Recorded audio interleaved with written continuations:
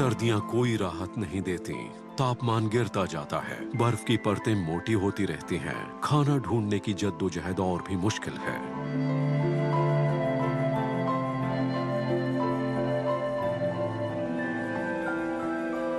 उत्तर की रानी कई दिनों से शिकार की तलाश में है, लेकिन अभी तक किस्मत ने साथ नहीं दिया।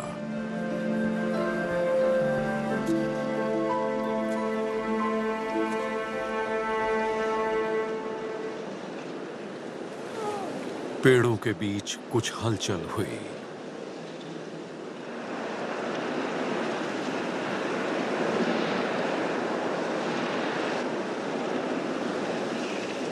एक बहुत बड़ा बारहसिंगा और उसकी मादाओं का झुंड बर्फ से ढकी घास पर चल रहा है।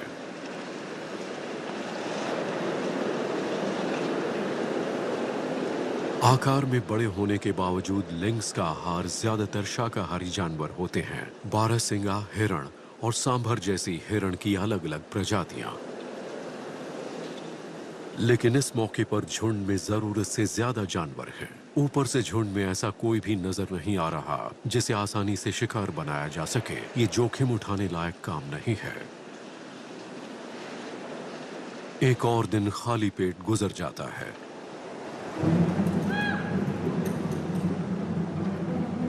इस बर्फीले इलाके की रानी को जल्दी ही खाने के लिए कुछ नहीं मिला तो ये ठंड इस पर भारी पड़ सकती है।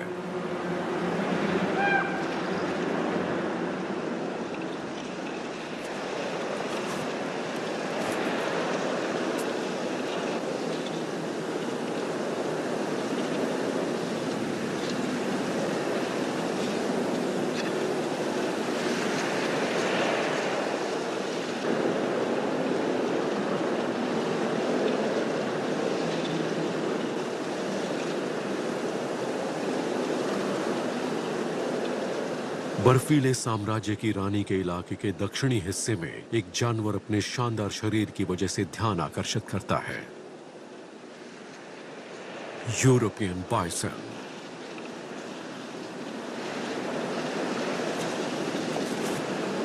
फर की मोटी परत से ढका यूरोपियन बाइसन का शरीर उत्तर के मौसम का मुकाबला कर सकता है। ये परत उसकी ठोड़ी से लेकर पूंछ के सिरे तक फैली होती है।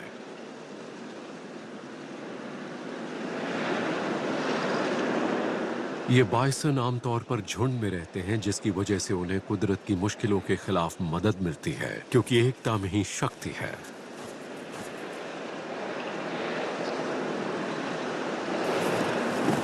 अपने बड़े आकार और डरावने नुकीले सींगों के बावजूद गाय परिवार से ताल्लुक रखने वाला ये जानवर शांत स्वभाव का होता है और ज्यादातर घास चरता या चबाता रहता है।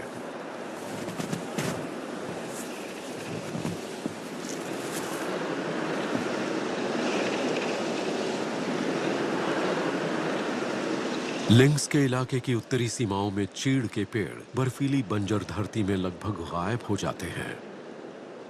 टंड्रा एक ऐसी जगह है जहां रहना सुखद नहीं है,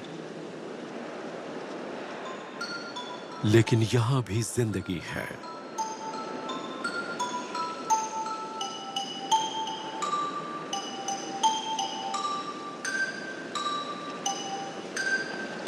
तीतर का एक दल भी अनदेखी झाड़ियों में चोंच मार रहा है।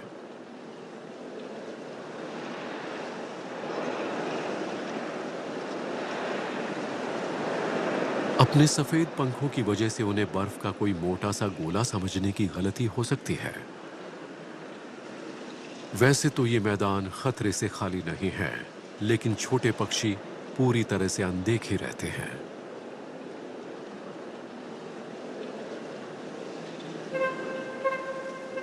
पास से गुजर रही भूखी लोमड़ी तक ने उन पर ध्यान नहीं दिया। लोमड़ी का ध्यान बर्फ की मोटी चादर के नीचे छिपी किसी और चीज पर है।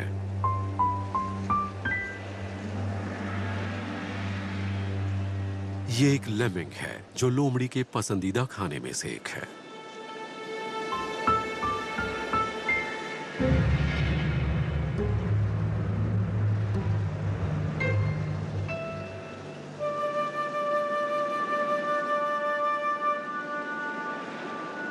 इतनी शानदार उछल कूद के बावजूद लोमड़ी का खाना अभी भी फ्रीजर में फंसा हुआ है।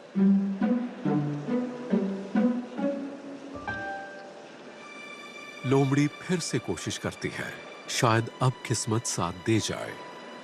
अपनी सूंघने की जबरदस्त शक्ति और सुनने की तेज क्षमता की वजह से लोमड़ी जमीन के अंदरूनी गलियारों में छिपे हुए लेमिंग्स का पता लगा सकती है।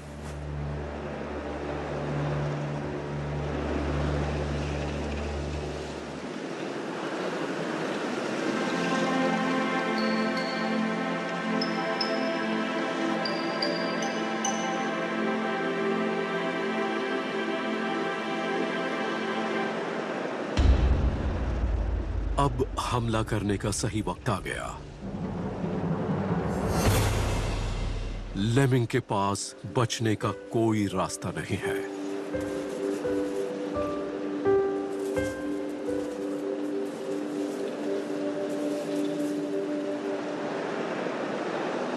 अपने खाने को एक ही बार में निगल जाने की बजाय लोमड़ी उसे बर्फ में दबाकर रखती है।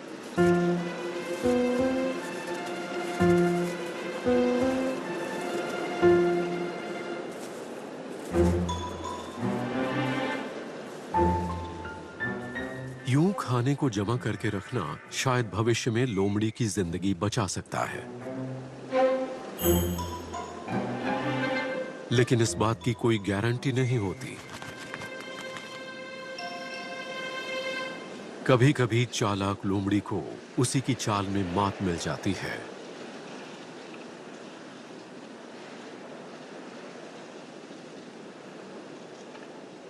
कभी-कभी उत्तर की रानी के इलाकों में जब रात ढलती है, एक अजीब सी लगने वाली अलौकिक घटना घटती है।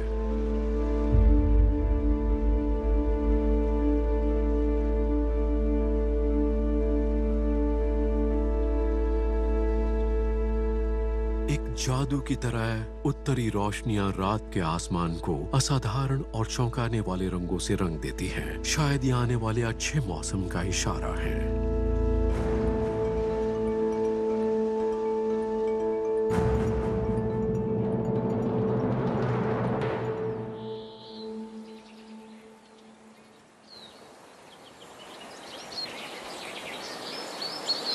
कई दिनों के खराब मौसम के बाद आखिरकार सूरज बादलों की चादर चीरकर बाहर आता है।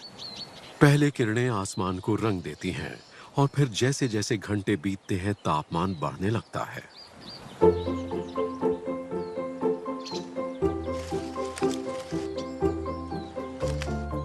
पंछी और गिलहरियां झिझकते हुए अपनी छिपने की जगहों से बाहर निकलते हैं, अच्छे मौसम की आमद का जश्न मनाने के लिए।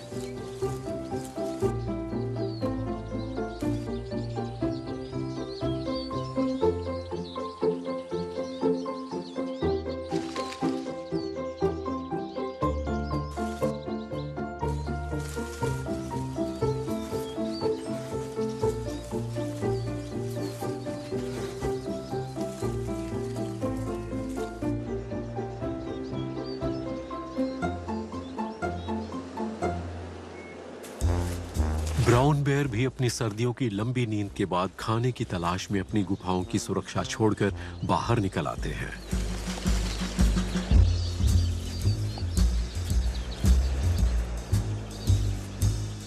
ऐसा लगता है कि खुशहाली का मौसम वसंत आखिरकार आ गया है।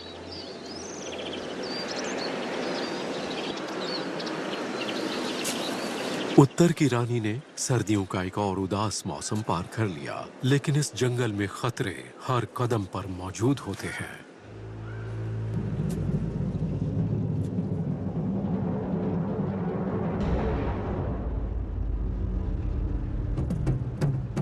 एक भेड़िया लिंक्स के इलाके में घुस आया है। लगता है भेड़िया किसी निशान का पीछा करते हुए आया है।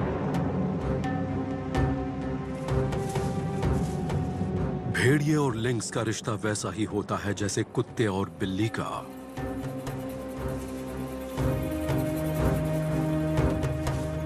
आमने सामने की मुठभेड़ लिंक्स के लिए भयानक साबित होगी।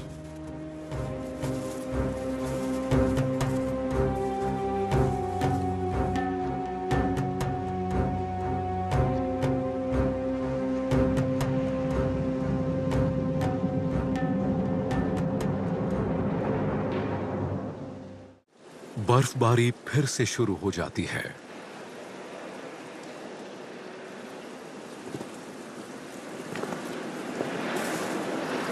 भेड़िया पलटकर उसी तरफ लौट पड़ता है जहां से वो आया था। शायद बर्फबारी ने उस निशान को मिटा दिया जिसके पीछे वो आया था, या शायद उत्तर की रानी असल में इसके निशाने पर थी ही नहीं। असल में ये दोनों प्रजातियां आमतौर पर एक ही इलाके में शांति से रहती हैं।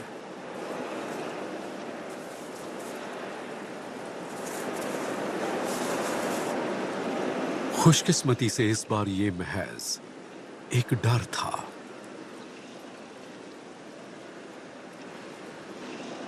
उत्तर के वसंत की बात करें तो सूरतें अक्सर धोखा दे सकती हैं। इससे पहले कि वसंत पूरी तरह अपना असर जमाए, बर्फ कई दिनों के लिए लौट आती है।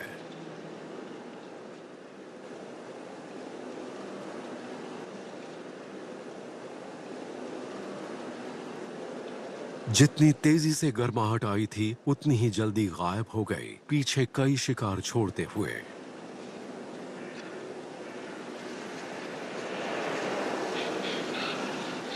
एक हिरण थकावट से मर गया और कई जानवरों के लिए दावत बन गया।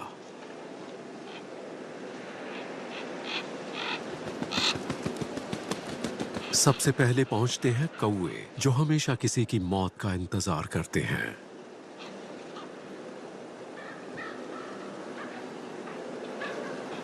लेकिन ताजा गोश्त के शौकीन सिर्फ वो ही नहीं हैं।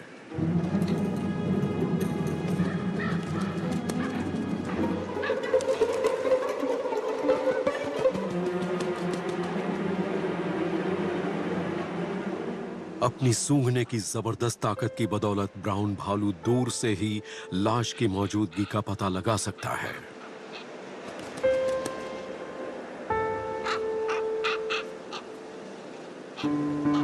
कौवे जल्दी जल्दी खाना खत्म करने की कोशिश करते हैं। जितनी जल्दी हो सके पेट भरना है।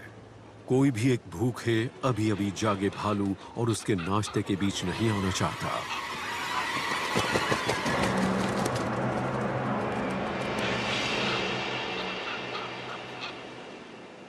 हाइबरनेशन के दौरान भालू का वजन 1/3 तक कम हुआ हो सकता है। ये मरा हुआ हिरण बिल्कुल ऐसी चीज है जिसकी भालू को जरूरत है। भरपूर मात्रा में उपलब्ध ये सड़ा गला गोश्त उसके जिस्म की चर्बी और मसल्स को वापस लाने में मदद करता है।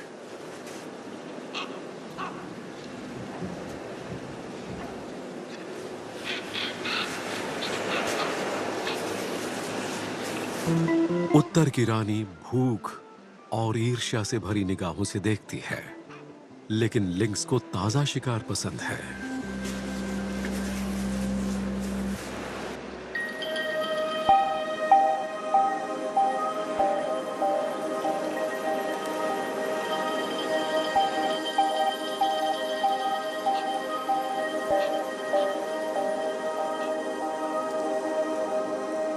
कौवे गोश्त पर सिर्फ एक चोंच मारना चाहते हैं, लेकिन भालू एक भी निवाला छोड़ने को तैयार नहीं।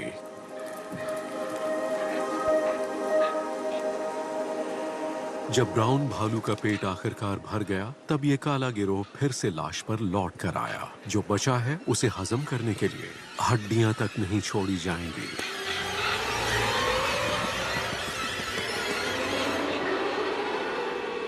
जंगल में कुछ भी बर्बाद नहीं होता।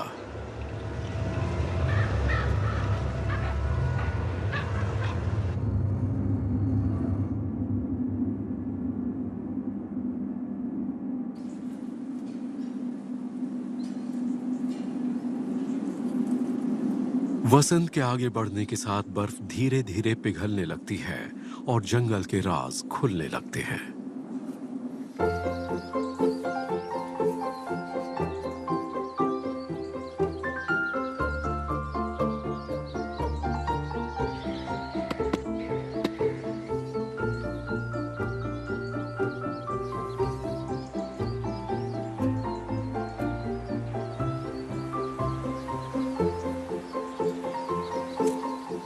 वसंत की हवा के साथ साथ यहाँ कुछ और भी गर्माता जा रहा है।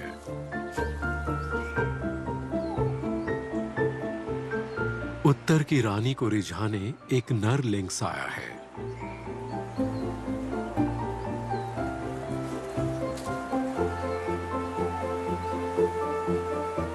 क्या सचमुच हवा में प्यार घुला हुआ है?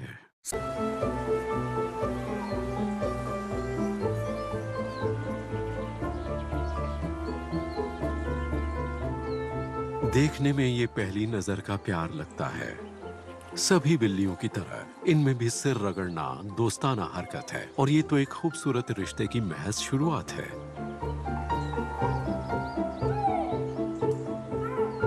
कई दिनों तक ये जोड़ा एक रिश्ता बनाए रखता है, साथ में शिकार करना, खाना और साथ ही सोना, लेकिन सबसे ज्यादा एक दूसरे के लिए प्यार जताना।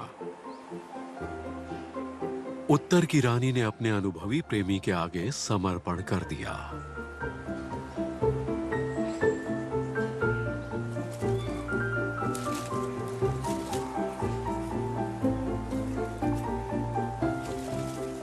प्यार का बंधन अब और भी मजबूत हो गया, और इसके साथ ही गंभीर मसले सामने आ गए।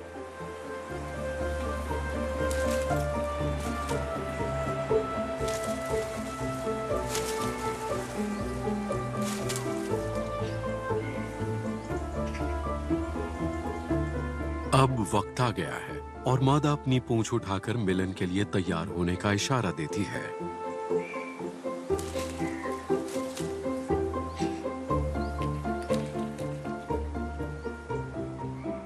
ये जोड़ा कई बार सहवास करता है, लेकिन कुछ भी हमेशा के लिए नहीं होता। बदकिस्मती से राजकुमारों का कोई अस्तित्व नहीं होता, फिर चाहे वो आकर्षक हो या कुछ खास ना भी हो। जैसे ही मिलन खत्म होता है, नर दूसरा किला फतेह करने के लिए निकल पड़ता है। जब बच्चे जन्म लेंगे तो रानी अकेले ही सारी जिम्मेदारियां निभाएगी, लेकिन ये पूरी तरह तैयार है। उत्तर की रानी को किसी मर्द रखवाले की जरूरत नहीं। ये खुद एक माहिर शिकारी है।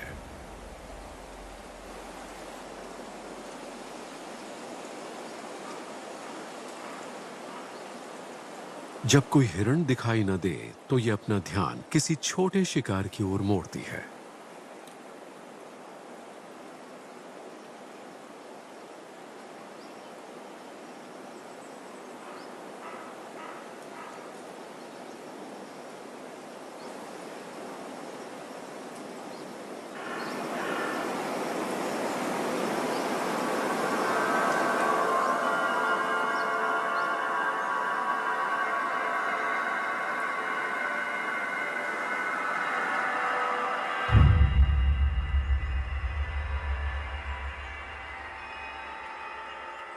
तीतर अच्छा नाश्ता हो सकते हैं, लेकिन उन्हें तभी पकड़ा जा सकता है जब शिकारी बेहद फुर्तीला हो।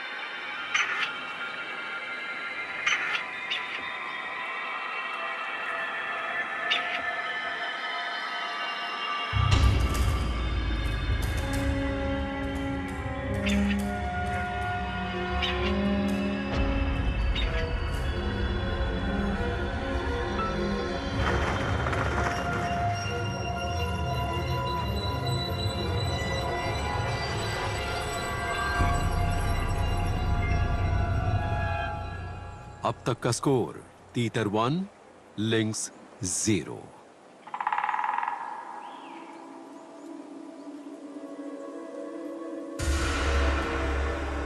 लेकिन इसके पास एक और मौका है।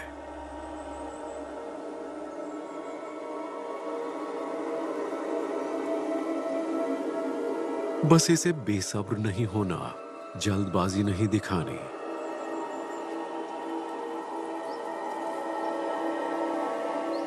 ये वाला तीतर ज्यादा लापरवाह लगता है।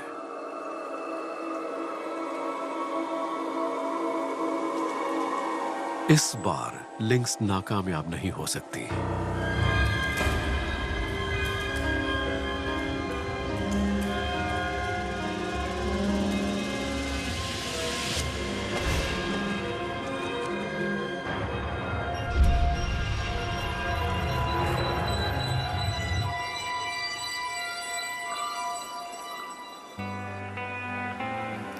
भले ही इसे इसका एहसास ना हो, इसके अंदर जिंदगी फलने फूलने लगी है।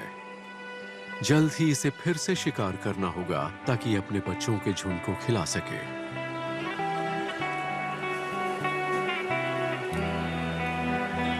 उत्तर की रानी के साम्राज्य वाले जंगलों में सिर्फ जानवरों के लिए ही नहीं, हर जिंदा चीज के लिए वसंत का मौसम है। उत्तर के इन जंगलों में सभी जीवों में तेजी से प्रजनन होना जरूरी है। वसंत ऋतु में चीड़ के पेड़ हवा में परागकण फैलाते हैं। एक पेड़ घाटी की दूसरी तरफ मौजूद पेड़ को भी फर्टिलाइज कर सकता है।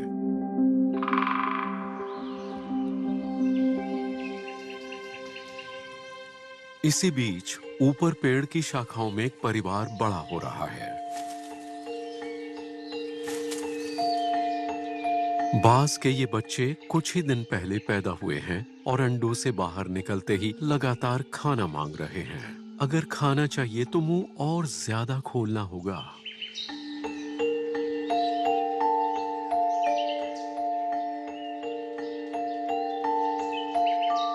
दोनों बाज माता पिता बच्चों की जरूरतों को पूरा करने में जुटे रहते हैं। ये खाना खिलाने के लिए मिलकर काम करते हैं। बच्चों को पालना बाज माता पिता के लिए फुल टाइम जॉब है। बहुत जल्द ही ये बच्चे अपने मामले खुद संभालने लगते हैं।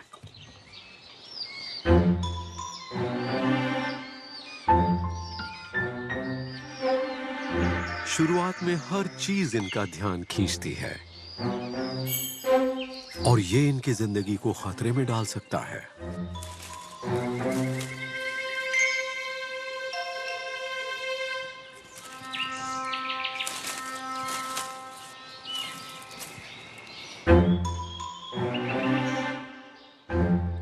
गलतियां करके और उनसे सीखते हुए ये जानेंगे कि खाना कई तरह का होता है।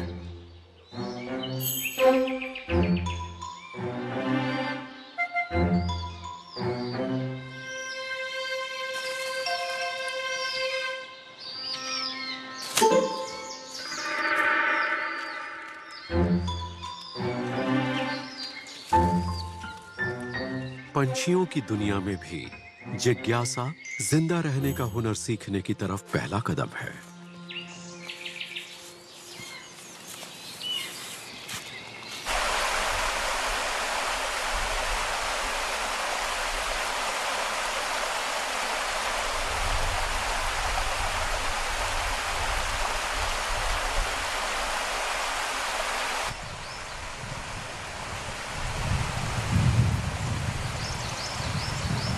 बहुत करीब जंगल की जमीन पर कुछ और नवजात पड़ोसी आ पहुंचे हैं। उत्तर की रानी ने 2 छोटे बच्चों को जन्म दिया है। ये मुश्किल से कुछ हफ्ते के हैं और लगातार अपनी मां का दूध पी रहे हैं। फिलहाल मां का दूध ही इनका इकलौता आहार है। अपनी मां के बेहद पौष्टिक आहार और शरीर की गर्मी से ये मजबूत और ताकतवर होंगे। इन्हें सिर्फ 6 महीनों में ही जवान हो जाना होगा, लेकिन फिलहाल अपनी मां की कड़ी निगरानी में ये जंगल के खतरों से बेखबर रहते हुए जी रहे हैं।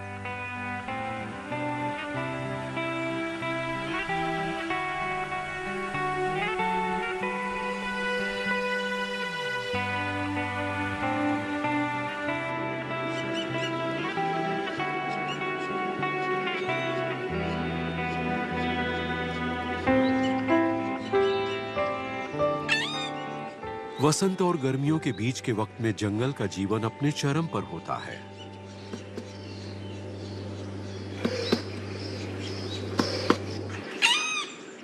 काले वुडपेकर्स अपने सदा के भूखे बच्चों के लिए भरपूर खाना ढूंढते हैं।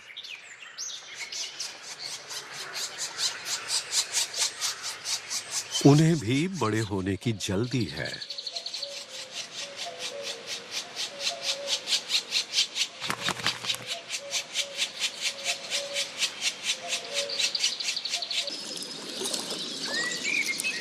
उनके घोंसले के नजदीक ही बर्फ के पानी से भरी हुई नदियां और नाले हैं।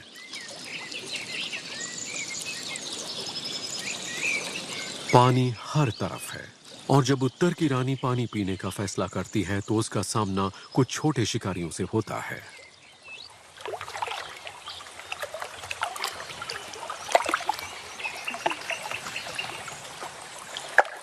अपने ना भीगने वाले बालों की मेहरबानी से पानी वाले टिड्डे यानी पॉन्ड स्केटर्स पानी की सतह पर बड़े आराम से चलते हैं, जैसे सूखी जमीन पर चल रहे हों। लिंक्स की तरह पॉन्ड स्केटर्स को भी शिकार का पीछा सब्र से करना पड़ता है।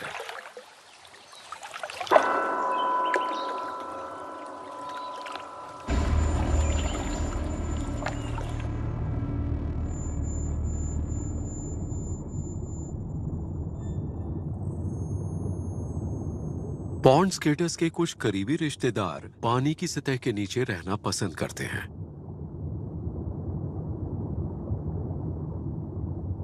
पानी के बिच्छू शिकार के वक्त पानी में बिना हिले डुले डूबे रहते हैं।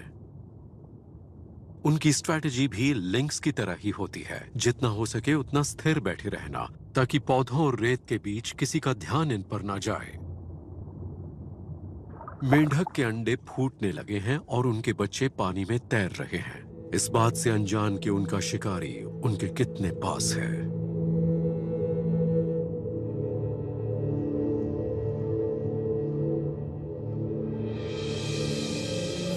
हालांकि कभी-कभी रिफ्लेक्सेस भी नाकाम हो जाते हैं।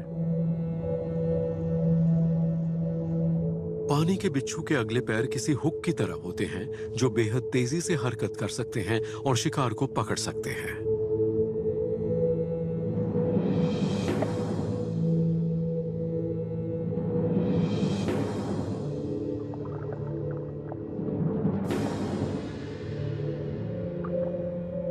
एक बार जब ये बिच्छू अपने शिकार को मौत की पकड़ में जकड़ लेता है तो अपने नुकीले जबड़े से उसके जिस्म को चीर देता है और उसके अंदरूनी हिस्सों को चूस लेता है। इन पानी वाले बिच्छुओं को मेंढक के बच्चों का रस बहुत पसंद है।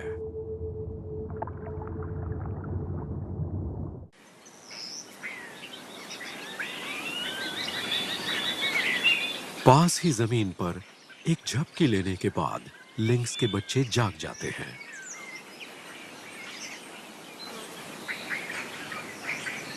धीरे धीरे इनकी खेलने और अपने आसपास की दुनिया को जानने की चाहत बढ़ने लगती है।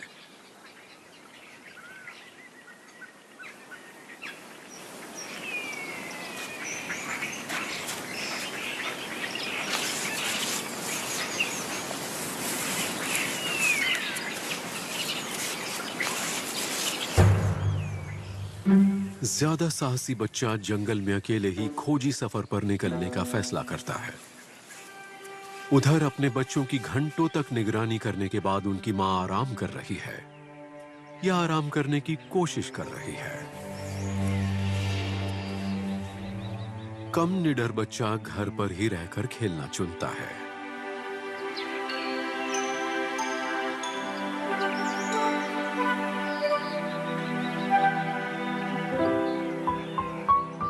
हो सकता है ये ज्यादा रोमांचक ना हो, लेकिन इसमें थकान भी तो नहीं होगी और इसकी मां के कान भी बेहद लुभावने हैं।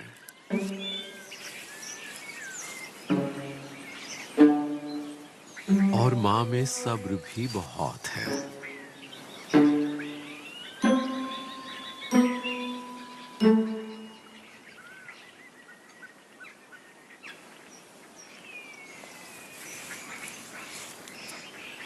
और भले ही ज्यादा साहसी बच्चा अपने रोमांचक अभियान पर आगे बढ़ता रहे,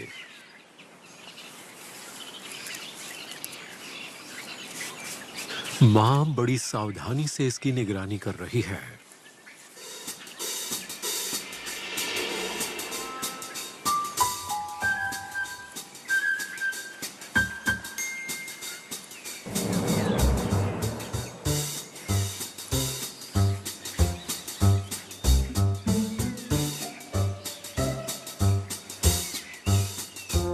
घर पर परिवार के साथ रहना ज्यादा सुरक्षित होगा।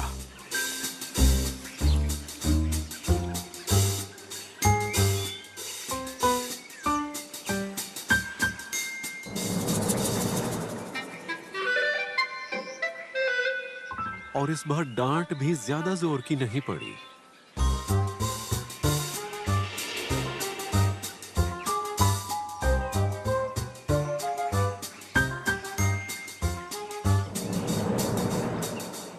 माँ जानती है कि ये दिन बच्चों की जिंदगी के सबसे नाजुक दिन है और वो उन्हें ज्यादा भटकने नहीं देगी।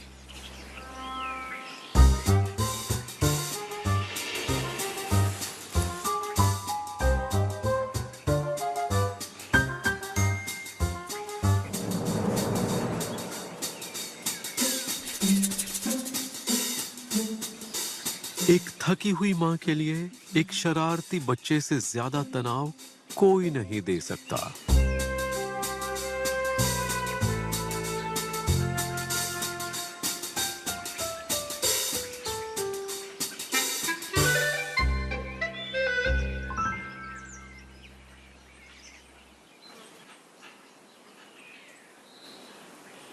बाइसन की जिंदगी लिंक्स की जिंदगी से बिल्कुल अलग लय पर चलती है। अच्छे मौसम की आमद के बाद ये बड़े आकार के शाकाहारी जानवर मैदानों में आजादी से घूम सकते हैं।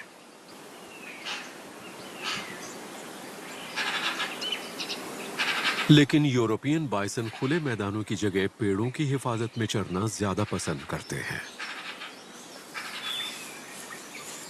जंगल के हालात में उनकी भूमिका बहुत अहम है। न सिर्फ वो घास को छोटा रखने में मदद करते हैं और मिट्टी को उपजाऊ बनाते हैं, बल्कि वो तरह तरह के बीज भी फैलाते हैं।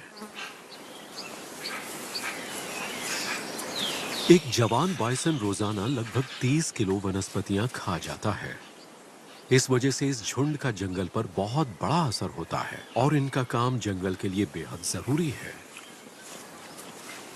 लेकिन बाइसन अकेले नहीं हैं। जंगल की गहराइयों में से वो लिंक्स के परिवार को देखते हैं। बड़े शिकारी के रूप में लिंक्स का योगदान भी इलाके के लिए अहम है।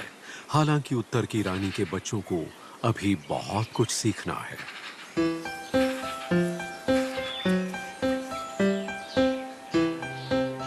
पर्यावरण की ये जिम्मेदारी निभाने से पहले इनके पास अभी खेलने के लिए काफी वक्त है।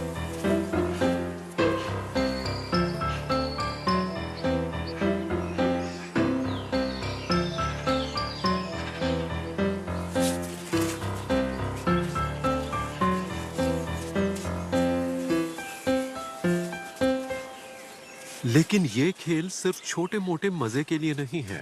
ये इनकी वयस्क जिंदगी की चुनौतियों के लिए हो रही ट्रेनिंग का अहम हिस्सा है। ये कुछ ऐसा लग सकता है जिसकी आप किसी पालतू बिल्ली से उम्मीद करते हैं, लेकिन खेलना भविष्य में अस्तित्व की लड़ाई के लिए बेहद जरूरी है। मुश्किल से सुनाई देने वाली म्याऊं की आवाजें और हल्की फुल्की खरोंचें धीरे धीरे धमकी देने वाली गुर्राहट और घातक वारों में बदल जाएंगी, जो कि शिकार के असली हथियार होंगे।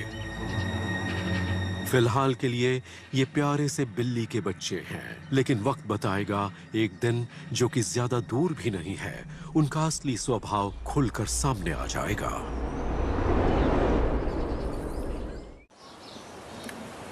गर्मियां सभी के लिए जल्दी से बीत जाती हैं। बाज के बच्चे अब उड़ने लायक हो गए हैं, लेकिन अपनी बढ़ती मैच्योरिटी के बावजूद ये अभी भी अपने माता पिता पर निर्भर हैं। हालांकि ये जल्दी ही अपना घोंसला छोड़ देंगे और दक्षिण की ओर उड़ान भरेंगे।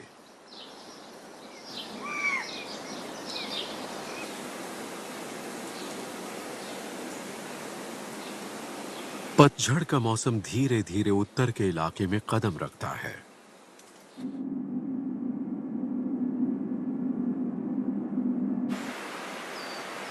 झड़ने वाले जंगल अपने पत्ते गिरा देते हैं। बढ़ती नमी की वजह से हर तरफ अचानक से मशरूम उगने लगते हैं।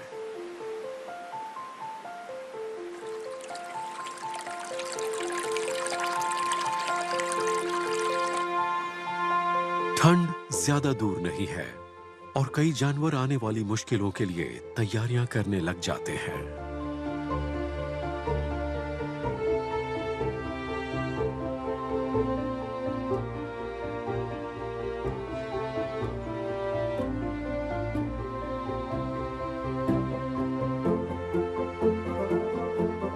जहां कुछ जानवर हजारों किलोमीटर का सफर करते हैं, वहीं साधारण जंगली चूहे ज्यादा सतर्क होते हैं और हाइबरनेशन के लिए अपने घर के पास ही तैयारी करते हैं।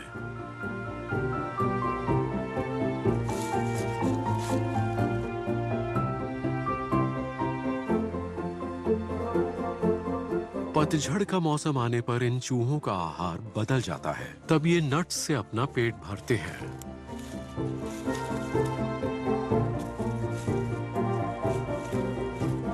नट्स में ज्यादा मात्रा में फैट होता है, जो इन चूहों को सर्दियों में जिंदा रहने में मदद करेगा।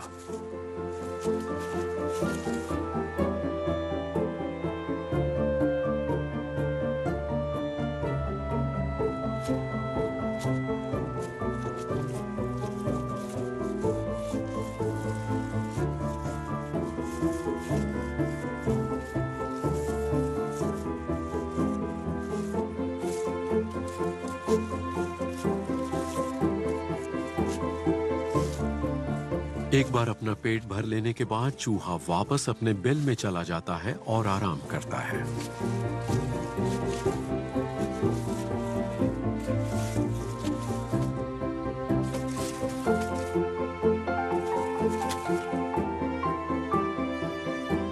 इसके बाद इसे लगातार लंबी झपकियां लेनी पड़ती हैं, जब तक कि ये एकदम निष्क्रिय नहीं हो जाता। फिर ये इतनी गहरी नींद में सो जाएगा कि 7 महीनों तक नहीं उठेगा। इस चूहे को कुंभकर्ण बेवजह नहीं कहा जाता।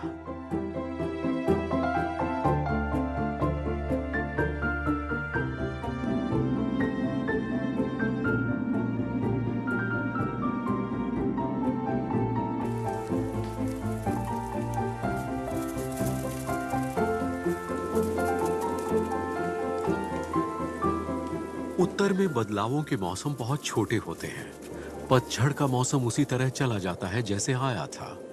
हालात एक चरम से दूसरे चरम तक बिना चेतावनी के बदलते हैं और जंगल पर फिर से एक बार बर्फ पड़ने लगती है।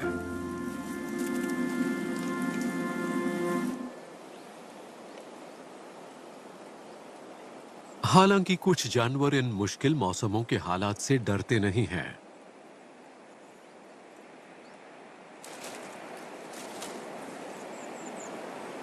युवा लिंक्स इस पहली बर्फबारी को महज खेलने का एक और मौका मानते हैं। इनकी मां ने इन्हें अच्छे से खिलाया पिलाया है और ये जिस्मानी तौर पर शानदार स्थिति में है।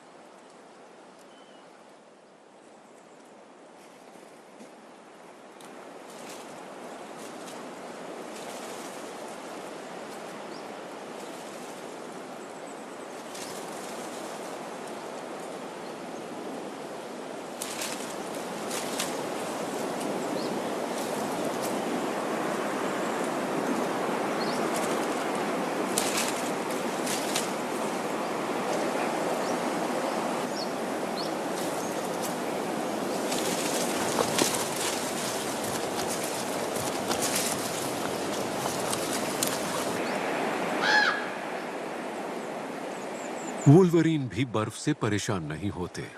ये जानवर अपनी गुफा से बाहर निकलता है ताकि अपने लैटिन नाम ग्लाटन यानी पेटू को सम्मान दे सके। वुल्वरीन की भूख कभी खत्म नहीं होती। ये हमेशा अपने अगले भोजन की तलाश में रहता है। ये मस्टेलिड प्रजाति का बड़ा जानवर यूरेशियन लिंक्स जितना ही भारी होता है और अपनी ताकत के लिए मशहूर है। सूंघने की तेज शक्ति से ये किसी फंसे या घायल जानवर का शिकार कर सकता है, चाहे वो इससे 5 गुना बड़ा हो, जैसे हिरण या एल्क। ये खाने की तलाश में लंबी दूरी तक सूंघने की क्षमता रखता है।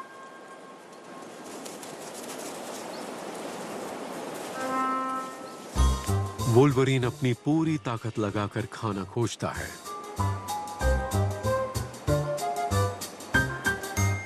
ऐसा लगता है इसे हवा में कोई आकर्षक गंध मिली है।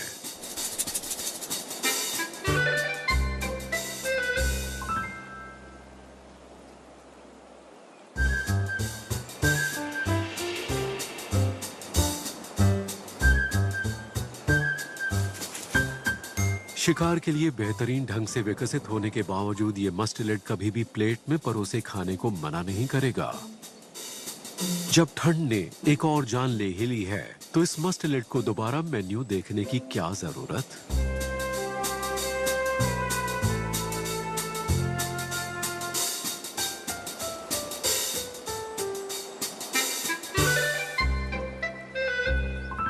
हालांकि वुल्वरीन्स हमेशा भूखे रहते हैं, पर ये अपने खाने को सही मात्रा में इस्तेमाल करना भी जानते हैं।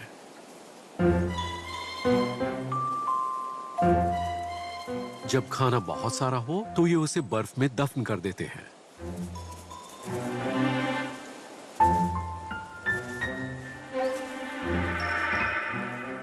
बर्फ इस खाने को उतना ही सुरक्षित रखेगी जितना कि कोई घरेलू फ्रीजर। जब संसाधन बेहद कम हो, तो खाने के ये जमे हुए भंडार अहम हो जाते हैं। वुल्वरीन्स चूहों या भालुओं की तरह हाइबरनेट नहीं करते। इन्हें सर्दियों के लिए अलग तरीके से तैयार होना पड़ता है।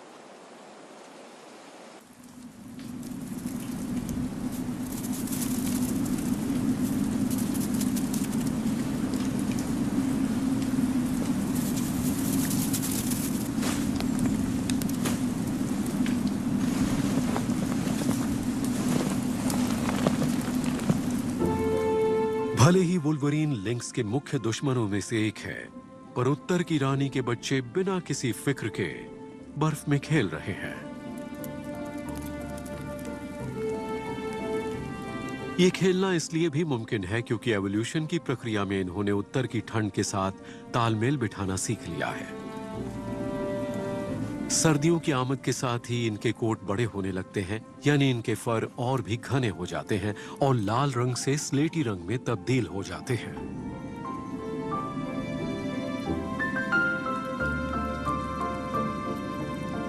बच्चे अब मजबूत और सेहतमंद हैं।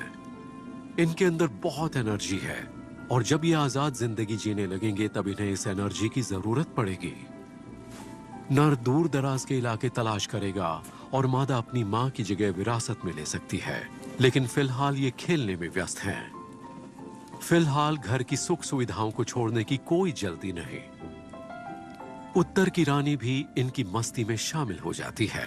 लगता है इसके बच्चे बिल्कुल इसके जैसे ही हैं।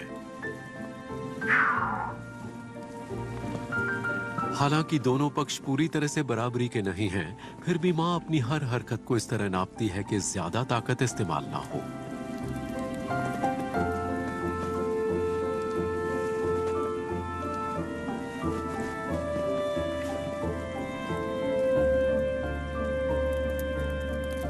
उत्तर की रानी ने अपने वारिसों को उत्तर की बेरहम सर्दियों में जिंदा रहने के लिए पूरी तरह तैयार करने में कामयाबी हासिल की।